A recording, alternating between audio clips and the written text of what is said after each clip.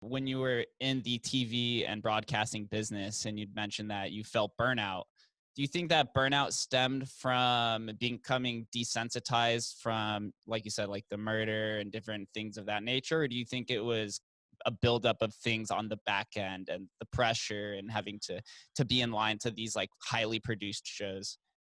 Um, so it's a combination of many things. I think the first thing that you said is the most important, to like what started the transition, which was it was like not a burnout of like physical nature, because honestly, like physically, it's more tiring to be a chef than like any job I've ever had.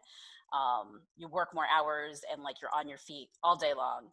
Um, and there's just like kind of no excuses. It's like the military in some That's why they ways. call it being on the line, right? Yeah, they run it like the military. It's like shut up, say yes, chef, say no, chef, and like you do your work, you know?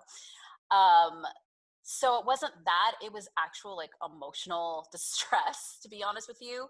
And it took many years to realize this. And it was actually talking to a psychotherapist that we had on our podcast of all things. Yes. Um, because we had coffee one day, and we had a similar conversation about, like, how'd you do this, how'd you go from this to this. And then somehow we got into talking about like the news business, and I told her I can't watch it. And she was like, wait, what? And I was like, even the sound of it, like, I'm getting chills right now telling you this, because like Oh, wow. I literally would get chills from watching the news, and it could be anything. It could be about anything. It could be a traffic jam, and I'm like, I'd get that sick feeling, like I was gonna throw up, and getting chills.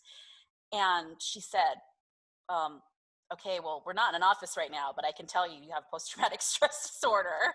It's like, these are all the signs of post-traumatic stress disorder, like migraine headaches, like my mouth would get dry, and like I'd be like shaking. And it's strange because in order to be successful in that business, you do have to desensitize yourself.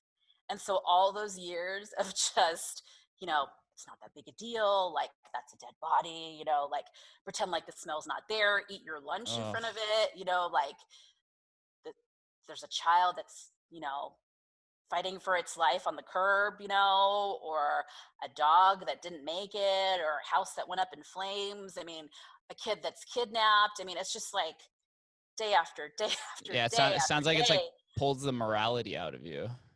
It can.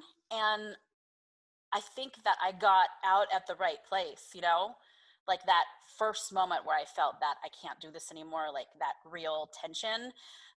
And, I wasn't desensitized to the point of not caring.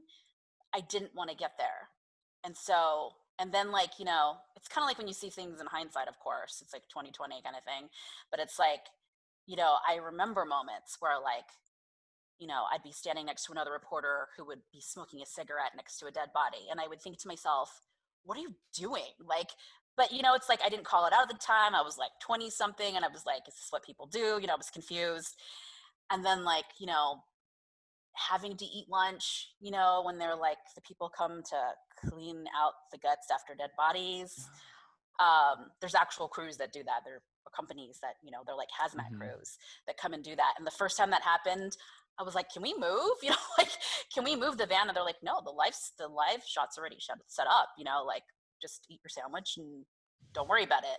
And it was like years of that, and then just moments that I can think of like just very vivid moments that I will never forget in my life, things that I will never be able to unsee, So it's similar to war. And of course, I don't give myself, that much leeway that I would say it's the same as war. Obviously not. I'm not trying to say that. Obviously, It creates PTSD that resembles it from a military career. So I yes. could see where that resemblance comes into play. But I guess it's pretty common, and I didn't realize that it was.